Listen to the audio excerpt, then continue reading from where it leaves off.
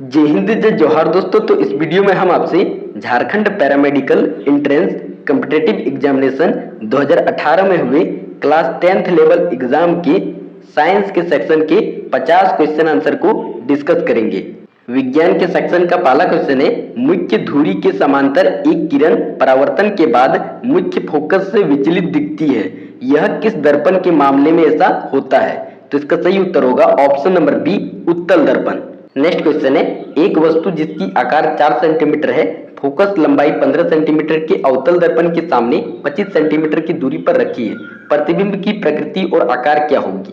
तो आइए इसको कैलकुलेट करके देखते हैं। और यहाँ पर हम लोग जो है दर्पण के सूत्र और आवर्धन के फॉर्मूले का यूज करेंगे। ठीक है, तो सबसे पहले दर्पण का सूत्र 1/v प्लस 1/u बराबर 1/f होता है।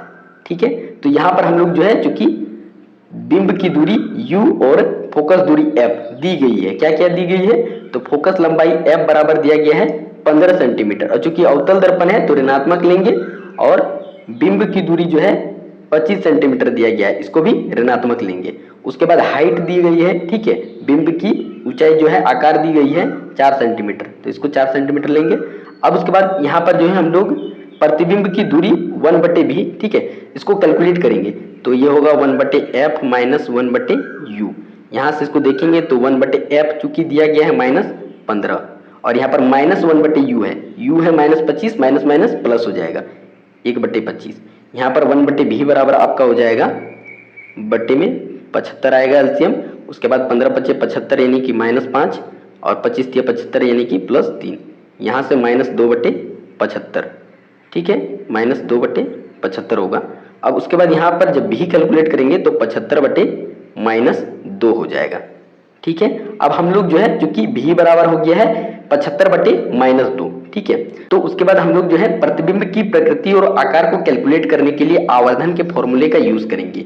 और m बराबर होता है -v/u = h-h, -v/u = h-h। ठीक है, यहाँ पर h' जो है आपका प्रतिबिंब का आकार है, और इसको कैलकुलेट करेंगे -v/u × h हो जाएगा। ठीक है, अब चूंकि माइनस और आपका बिंब की दूरी, ठीक है, v = दिया निकला था -75/2 निकला था, यहाँ पर पहले से एक माइनस है तो माइनस माइनस प्लस हो जाएगा 75/2, और फिर यहाँ पर बट्टे में u का मान चूंकि कितना निकला है 25 सेंटीमीटर दिया हुआ है, ठीक है, तो -25 इंटू उसके बाद h का मान 4 दिया गया है। ठीक है, इसको काटेंगे 25 × 75, ठीक है, इसको 2 दूनी 4, 3 दूनी 6, और चूंकि यहाँ नीचे माइनस है तो -6, यानी कि प्रतिबिंब का आकार जो है -6 सेंटीमीटर निकला है। और चूंकि माइनस निकला है तो ये जो है उल्टी आकार का होगा। ठीक है, और चूंकि जो है वस्तु के आकार से बड़ा है, चूंकि वस्तु का आकार 4 सेंटीमीटर है और प्रतिबिंब, ठीक है, उसका आकार -6 सेंटीमीटर है तो बड़ा है, तो इसका राइट आंसर होगा ऑप्शन नंबर बी, -6 सेंटीमीटर उल्टी और बड़ी। नेक्स्ट क्वेश्चन है, उत्तल लेंस एक वस्तु का आभासी प्रतिबिंब बनाता है, वस्तु की स्थिति है, तो इसका सही उत्तर होगा ऑप्शन नंबर डी। जब हम किसी उत्तल लेंस में किसी भी वस्तु को फोकल लंबाई और प्रकाशिक केंद्र के बीच रखते हैं तो ये जो है एक प्रकार का आभासी प्रतिबिंब प्रदान करके देता है, तो इसका सही उत्तर होगा ऑप्शन नंबर डी।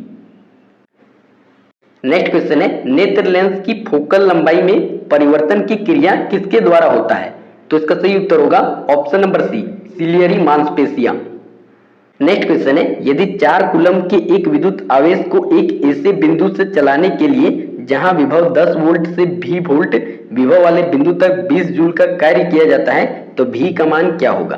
तो इसका right answer option number C होगा 15 वोल्ट। अब आइए इसको कैलकुलेट करके देखते हैं। तो एक बिंदु है, ठीक है, जिसका जो विभव यानी कि पोटेंशियल जो है 10 वोल्ट है, और यहाँ से जो है 4 कूलम आवेश को दूसरे बिंदु, ठीक है, वहां तक लाने में जो है 20 जूल का कार्य किया जाता है। ठीक है, तो हम लोग को चूंकि इस दूसरे पॉइंट, मान लेते हैं कि ये पॉइंट ए है और ये पॉइंट बी है, तो इस दूसरे पॉइंट बी का जो पोटेंशियल है उसको कैलकुलेट करना है। ठीक है, तो जैसा कि आपको पता होगा कि v बराबर W/q होता है, और W का मान 20 जूल है, Q का मान 4 कूलम है, इसको काटेंगे तो 5 वोल्ट आएगा।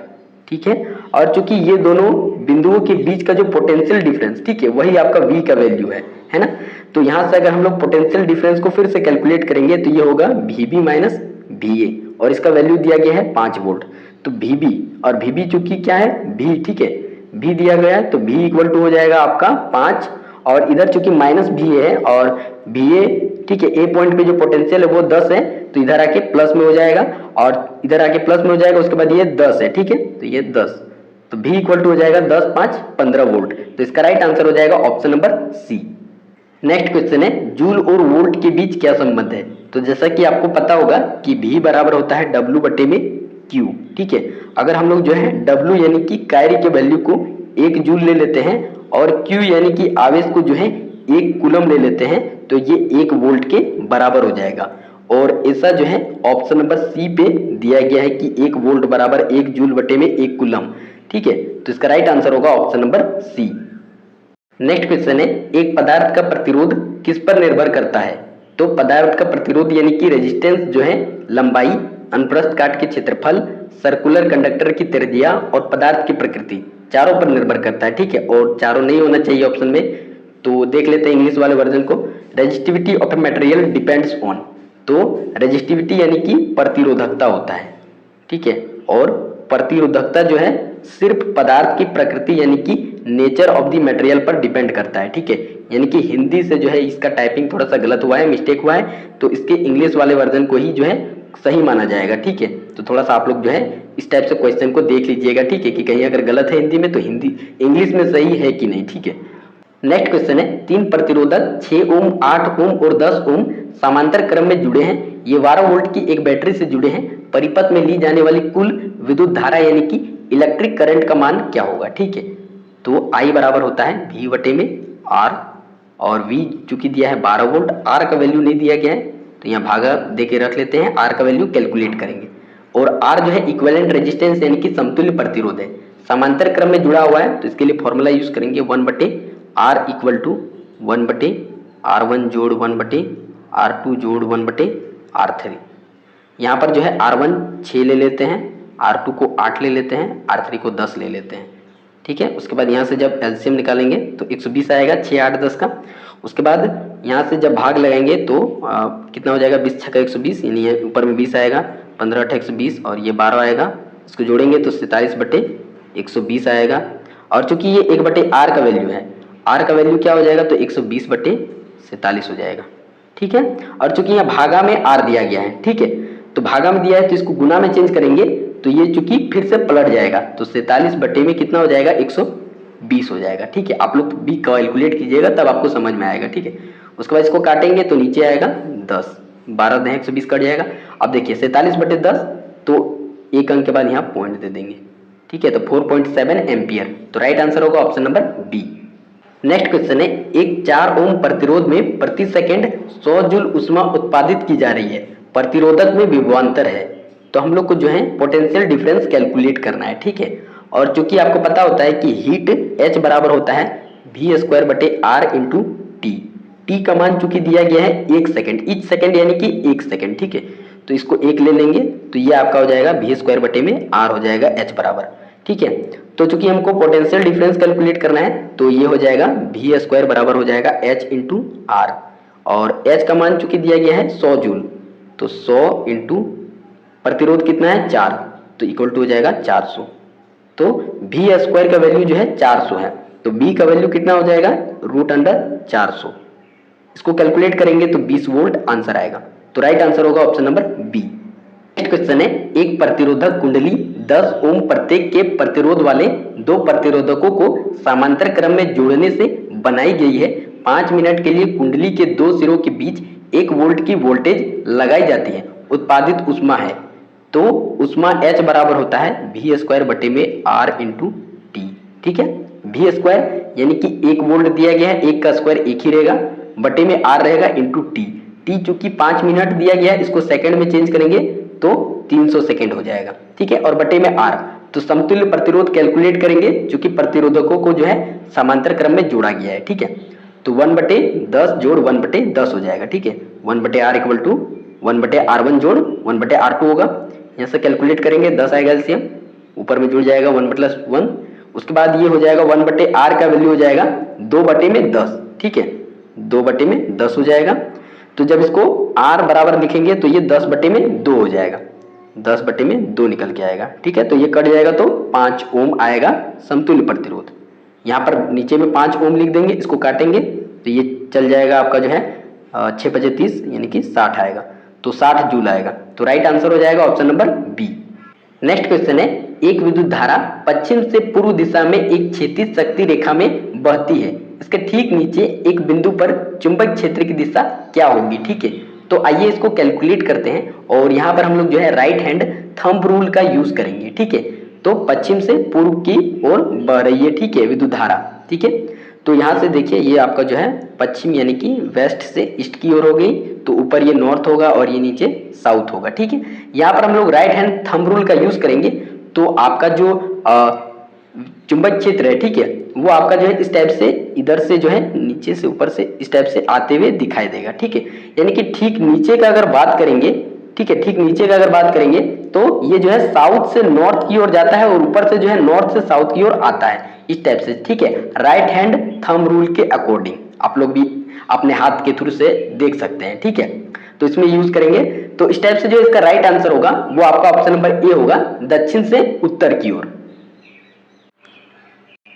नेक्स्ट क्वेश्चन है, वह यंत्र जो एक परिपथ में एक अत्यंत छोटा विद्युत धारा की उपस्थिति का पता लगा सके, इसको हम लोग जो है गैल्वेनोमीटर कहते हैं। ठीक है, वोल्ट मीटर आपका वोल्टेज मेजर करता है। ठीक है, उसके बाद एमीटर जो है आपका करंट मेजर करके देता है, यानी कि विद्युत धारा मेजर करके देता है, लेकिन गैल्वेनोमीटर जो है वो अत्यंत छोटा विद्युत धारा की उपस्थिति को पता लगा के देता है। तो इसका राइट आंसर होगा option number D.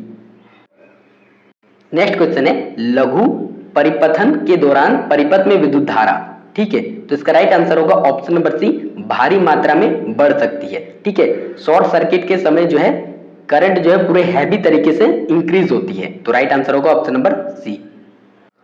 Next question है, जब एक भारी परमाणु का नाभिक निम्न ऊर्जा न्यूट्रॉन से टकराया जाता है तो हल्के नाभिकों में बंट जाता है, यह परिघटना क्या कहलाती है। तो इसका राइट आंसर होगा ऑप्शन नंबर बी, इसे हम लोग नाभिक के विखंडन यानी कि न्यूक्लियर फ्यूजन कहते हैं। नेक्स्ट क्वेश्चन है, विवर्तन की प्रक्रिया में श्वेत प्रकाश के प्रिज्म से गुजरने वाला कौन सा रंग सर्वाधिक मुड़ता है। तो इसका सही उत्तर होगा ऑप्शन नंबर सी, बैंगनी रंग जो है सर्वाधिक मुड़ता है और लाल रंग जो है सबसे कम मुड़ता है। ठीक है,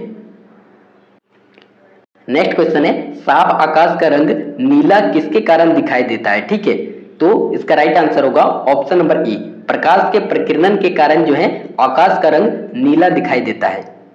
नेक्स्ट क्वेश्चन है, जब स्रोत से 4 एम्पियर की एक विद्युत धारा लेता है तो एक विद्युत हीटर के सिरों के बीच का विभवांतर 60 वोल्ट है, हीटर कितनी विद्युत लेगा यदि विभवांतर जो है 120 वोल्ट तक बढ़ा दिया जाए। ठीक है, तो वोल्टेज को जो है दोगुना कर दिया जा रहा है, पहले 60 था अब 120 कर दिया जा रहा है, तो करंट जो कि वोल्टेज के डायरेक्टली प्रोपोर्शनल होता है, तो जो करंट है, ठीक है, विद्युत धारा वो भी दोगुना बढ़ेगा। ठीक है, यानी कि 4 एम्पियर है तो अब जो है 8 एम्पियर हो जाएगा। ठीक है, तो इसका राइट आंसर होगा ऑप्शन नंबर बी, लेकिन इसे हम लोग जो है दूसरे तरीके से भी कैलकुलेट करके देख सकते हैं, क्योंकि विद्युत हीटर का जो रेजिस्टेंस होगा, प्रतिरोध, वो कांस्टेंट होगा। ठीक है, तो R इक्वल टू चूंकि होता है V में I।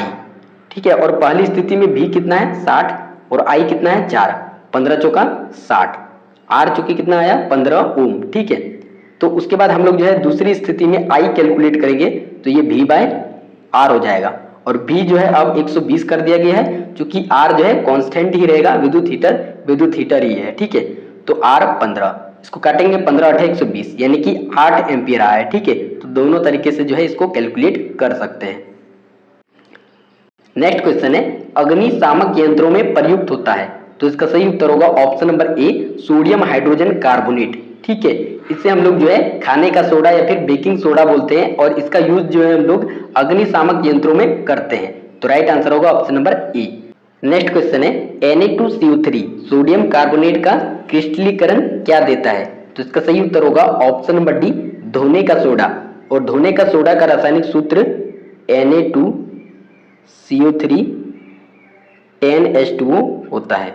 उसके बाद नेक्स्ट क्वेश्चन है, जिप्सम है, तो जिप्सम का रासायनिक सूत्र CaSO4 2H2O यानी कि कैल्शियम सल्फेट डाइहाइड्रेट होता है।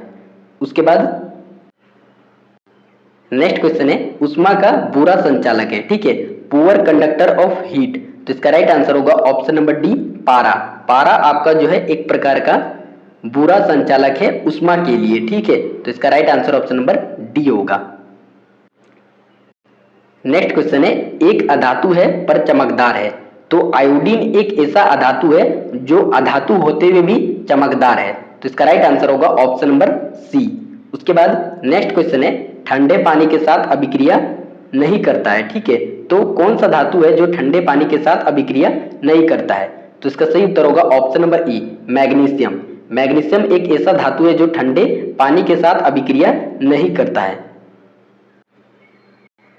नेक्स्ट क्वेश्चन है, सल्फर की परमाणु संख्या कितनी है? तो इसका सही उत्तर होगा ऑप्शन नंबर बी, 16। सल्फर का परमाणु संख्या जो है 16 होता है, ठीक है।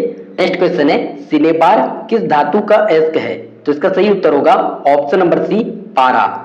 और सिनेबार का केमिकल फॉर्मूला जो है HgS होता है, ठीक है। और पारा को हम लोग जो है Hg से डिनोट करते हैं, यानी कि सिनेबार जो है आपका पारा धातु का एक प्रकार का अयस्क है, ठीक है। तो इसका right answer option number C हो जाएगा। नेक्स्ट क्वेश्चन है, पीतल तांबे और किसकी मिश्र धातु है? तो पीतल मिश्र धातु जो है तांबा यानी कि कॉपर और जस्ता यानी कि जिंक से मिलकर बना हुआ होता है। तो इसका राइट आंसर होगा ऑप्शन नंबर ई। नेक्स्ट क्वेश्चन है, संपीड़ित प्राकृतिक गैस, ठीक है, कंप्रेस्ड नेचुरल गैस है। तो इसका राइट आंसर होगा option number A, CH4। Methane को हम लोग जो है CNG भी बोलते हैं, ठीक है। यानी कि CNG का जो केमिकल फॉर्मूला है वो आपका CH4 होता है, मीथेन। तो राइट आंसर होगा option number A. Next question है, CH4C2H6, ठीक है। तो यहाँ पर जो है मेथेन दिया है, उसके बाद एथेन दिया गया है, ठीक है। और मेथेन और एथेन जो है आपका एल्केन का सामान्य सूत्र से मिलकर बनता है। एल्केन का सामान्य सूत्र CnH2n+2 होता है, ठीक है। उसके बाद नेक्स्ट है यहाँ पर C4H8 दिया गया है, ठीक है। तो जो C4H8 है इसको हम लोग जो है प्रोपीन बोलते हैं, और प्रोपीन के बाद क्या आएगा? ब्यूटीन। तो ब्यूटीन का फॉर्मूला जो है C5H10 होता है। और प्रोपीन और ब्यूटीन जो है एल्किन के सामान्य सूत्र से बनता है, और उसका सामान्य सूत्र होता है CnH2n, ठीक है। और उसके बाद जो एल्काइन भी होता है एक, उसका होता है CnH2n-2 होता है, ठीक है। तो तीनों पॉइंट इंपॉर्टेंट है, याद रखना है। इसका right answer option number B होगा। नेक्स्ट क्वेश्चन है, एल्किन प्लस हाइड्रोजन एल्केन इस अभिक्रिया के लिए प्रयुक्त उत्प्रेरक है। तो सही उत्तर होगा ऑप्शन नंबर ए। इसमें निकेल के जो है एक उत्प्रेरक के रूप में यूज किया जा रहा है, ठीक है। उसके बाद नेक्स्ट है, अचार में परीक्षक के रूप में प्रयुक्त होता है। तो इसका राइट आंसर होगा ऑप्शन नंबर सी। सिरका का उपयोग जो है हम लोग अचार में परीक्षक के रूप में प्रयुक्त करते हैं, ठीक है। नेक्स्ट क्वेश्चन है, निम्नलिखित में से डोबे-राइनर का त्रियक कौन सा है? तो इसका सही उत्तर होगा ऑप्शन नंबर बी। डोबे-राइनर के त्रियक का एक उदाहरण कैल्शियम, स्ट्रोंटियम और बेरियम भी है। तो इसका राइट आंसर होगा ऑप्शन नंबर बी। उसके बाद नेक्स्ट क्वेश्चन है, फ्लोरीन किस समूह में आता है? तो फ्लोरीन जो है आधुनिक आवर्त सारणी के ग्रुप 16 में आता है। तो राइट आंसर होगा ऑप्शन नंबर बी। उसके बाद नेक्स्ट क्वेश्चन है, एक पीरियड में बाएं से दाएं जाने पर केंद्रक का आवेश में किस प्रकार परिवर्तन होता है? तो इसका राइट आंसर होगा ऑप्शन नंबर ए, बढ़ता है। नेक्स्ट क्वेश्चन है, पोलोनियम निम्नलिखित में से क्या है? तो इसका राइट आंसर होगा ऑप्शन नंबर सी, उपधातु।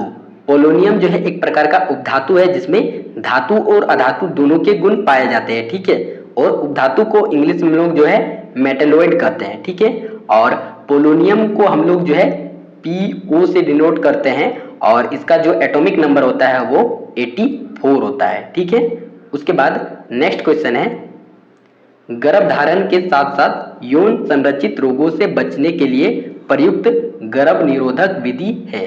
तो इसका राइट आंसर होगा ऑप्शन नंबर ए, कंडोम।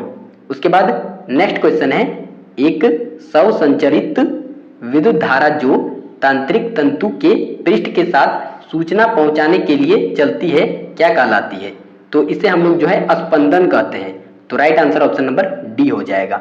उसके बाद नेक्स्ट क्वेश्चन है, अगली पीढ़ी को कोई गुण दे पाने के लिए यह किसकी जीन पर लिखा होना चाहिए? तो इसका राइट आंसर होगा ऑप्शन नंबर डी, कोई भी जनन कोशिका, ठीक है। उसके बाद नेक्स्ट क्वेश्चन है, कार्बोहाइड्रेट, वसा और प्रोटीन के चयापचय के नियमन के लिए उत्तरदायी हार्मोन है? तो इसका राइट आंसर होगा option number B, thyroxine hormone. Next question है, एक अवलंब के चारों ओर प्रतान का लिपटना किसका उदाहरण है? तो इसका सही उत्तर होगा ऑप्शन नंबर डी, स्पर्शानुवर्तन। उसके बाद नेक्स्ट क्वेश्चन है, अम्ल वर्षा किसके वर्षण के कारण होती है? ठीक है, तो अम्ल वर्षा जो है ऑप्शन नंबर सी, सल्फर और नाइट्रोजन डाइऑक्साइड के वर्षण के कारण होती है। उसके बाद नेक्स्ट क्वेश्चन है, निम्नलिखित में से किसने चिपको आंदोलन शुरू किया था? तो चिपको आंदोलन की शुरुआत जो है option number D, Sundarlal Bahuguna ने किया था। उसके बाद नेक्स्ट क्वेश्चन है, स्वपोषियों में भोजन किसके रूप में आरक्षित रहता है? तो स्वपोषियों में जो भोजन है वो आपका जो है ऑप्शन नंबर बी, स्टार्च के रूप में आरक्षित रहता है। ठीक है, उसके बाद नेक्स्ट क्वेश्चन है, उस स्रोत का नाम बताइए जो समापय नहीं है। ठीक है, तो इसका राइट आंसर होगा ऑप्शन नंबर डी, समुद्र जल जो है एक प्रकार से समापन योग्य नहीं है। उसके बाद नेक्स्ट क्वेश्चन है, जीव के आकार में अस्थायी वृद्धि क्या कहलाती है? ठीक है, तो इसका राइट आंसर होगा ऑप्शन नंबर ए, वृद्धि कहलाती है, यानी कि ग्रोथ कहते हैं उसको। उसके बाद नेक्स्ट क्वेश्चन है, निम्नलिखित में से कौन सा एक परजीवी पौधे का उदाहरण है? तो परजीवी पौधे का उदाहरण जो है अमरबेल है। ठीक है, उसके बाद नेक्स्ट क्वेश्चन है, मानव शरीर की सबसे बड़ी धमनी है? तो मानव शरीर की जो सबसे बड़ी धमनी है ऑप्शन नंबर सी, ओर्टा है। ठीक है, नेक्स्ट क्वेश्चन है, मांसाहारी जीवों यानी कि कार्निवोरस एनिमल्स जैसे कि टाइगर और लायन यानी कि चीता और शेरों में जो है छोटी छोटी आंतें पाई जाती है। तो इसका राइट आंसर होगा ऑप्शन नंबर ए। ठीक है, उसके बाद जो है शाकाहारी जीवों में जो है लंबी आंतें पाई जाती है। ठीक है, इसको भी याद रखना है। उसके बाद नेक्स्ट है, पित्ताशय का स्राव है? तो इसका राइट आंसर होगा ऑप्शन नंबर बी, पीत। पित्ताशय का स्राव जो है पीत है। उसके बाद नेक्स्ट क्वेश्चन है, मस्तिष्क का मुख्य विचारक भाग क्या है? तो मस्तिष्क का जो मुख्य विचारक भाग है वो आपका सेरिब्रम है। तो right answer option number A हो जाएगा। उसके बाद नेक्स्ट क्वेश्चन है, परागकण किस में उत्पन्न होते हैं? तो परागकोश में जो है परागकण उत्पन्न होते हैं। तो राइट आंसर होगा ऑप्शन नंबर सी। और इसमें जितने भी क्वेश्चन पूछे गए हैं सारे जो है क्लास 10th लेवल के हैं और एनसीईआरटी से पूछे गए हैं। ठीक है, तो आप लोग जो है अगर साइंस के एनसीईआरटी को अच्छे से कंप्लीट कर लेते हो क्लास 10th वाले को, तो जो है बहुत ही अच्छा मार्क्स आप लोग जो है गेन कर सकते हैं। एक तरह से देखा जाएगा तो 50 में जो है 45 मार्क्स आप लोग आराम से ला सकते हो। ठीक है, तो मिलते हैं नेक्स्ट वीडियो में, तब तक के लिए जय हिंद, जय जोहार, जय झारखंड।